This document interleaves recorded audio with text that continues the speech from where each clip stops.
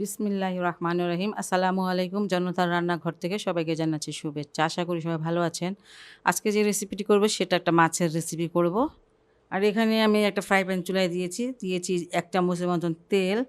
আর এখানে আমি কাতলা মাছের মানে কাতলা মাছটা এটা এই যে এরকম ৭টা পিস নিয়ে নিয়েছি। এটা আমি ধুয়ে হলুদ মরিচ দিয়ে একটু মাখিয়ে রেখেছিলাম, হলুদ মরিচ লবণ দিয়ে।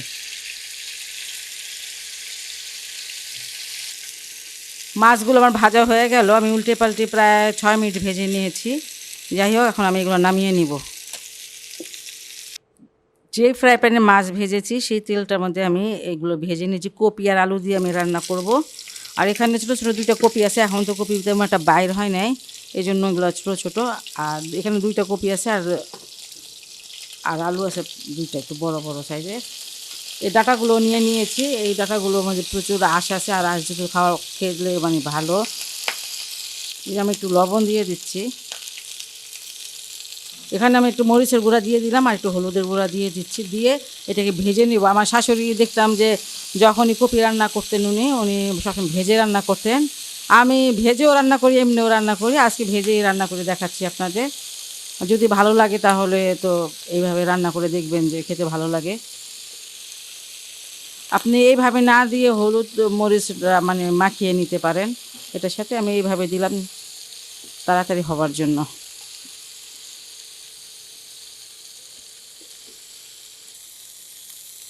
কপি আর আলুটাকে আমি ৩-৪ মিনিট ভেজে নিলাম, আর এটা এখন নামিয়ে নিব। রান্না করতে চলে আসলাম। কড়াইতে খানিকটা তেল দিয়েছি, আর এখানে ছোটো সাইজের 2টা পেঁয়াজ আছে, এটা দিয়ে দিলাম।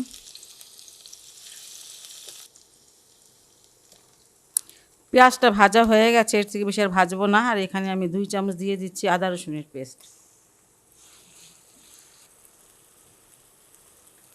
এখানে প্রায় 1.5 চামচের মতন আছে মরিচের গুঁড়া। আর এই তরকারিতে একটুখানি কপি তরকারিতে একটু মশলাটা তেলটা বেশি লাগে, কারণ কপিতে যখন কপিটা দিবেন এটা সাদা সাদা হয়ে যায়, মানে কপিটা মশলাটাকে অ্যাবজর্ব করে ফেলে। এই জন্য একটু বেশি দিতে হবে মশলা। 1 চামচ ভরে হলুদ আছে। ধনিয়াটাও মানে 1 চামচ থেকে বেশি।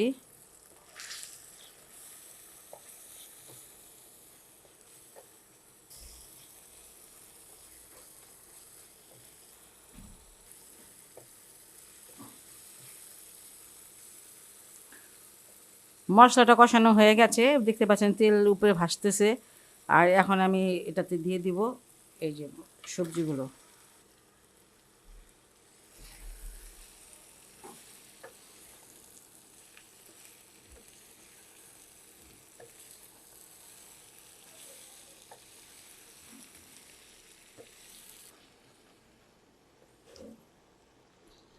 সামান্য একটু পানি দিয়ে দিলাম, কারণ এটা মানে লেগে যাচ্ছিল এই জন্য।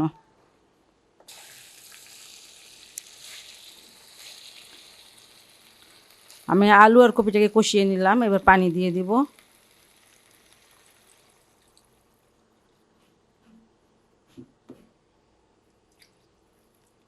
এখানে আমি 400 গ্রাম পানি দিয়ে দিলাম, আর এখন আমি এটাকে ঢেকে দিব এটা বলক আসা পর্যন্ত।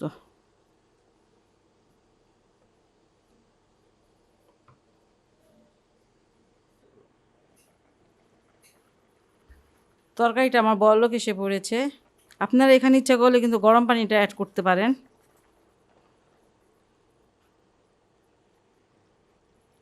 একটু নেড়ে দিলাম।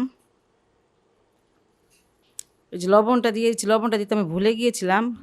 আর একটু লবণ কম দিতে হবে, কারণ আমি এগুলো যখন ভাজলাম আলু আর কপি তখন একটু লবণ দিয়েছিলাম। যাই হোক, লবণটা দেওয়া উচিত ছিল আগে, ভুলে গেলাম, তাই একটু দেরি হয়ে গেল।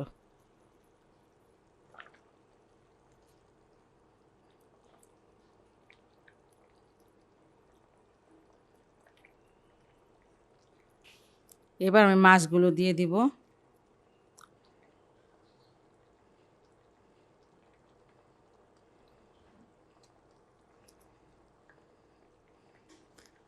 তেলটা একটু কেচে দিয়ে দিলাম।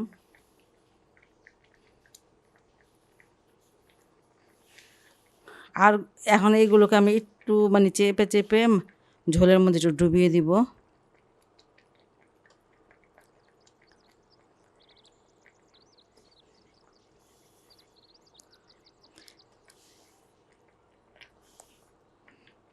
এইভাবে দিবেন যাতে মাছগুলো ভেঙে না যায়।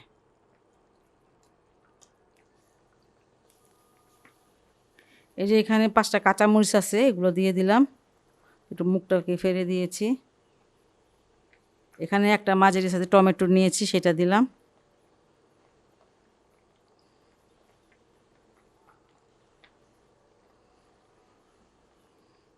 একটু ঝোল ঝোলি রান্না করব।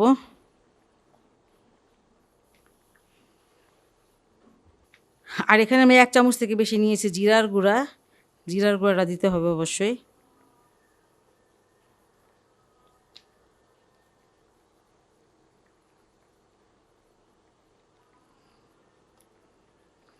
এই জিরার গুঁড়োটা মিশিয়ে দিচ্ছি ভালোভাবে।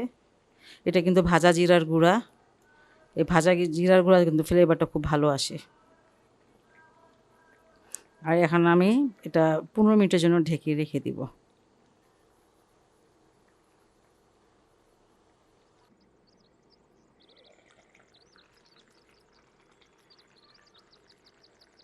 পনেরো মিনিট পর আমি আসলাম, 15 না আর একটু বেশি হবে সময়।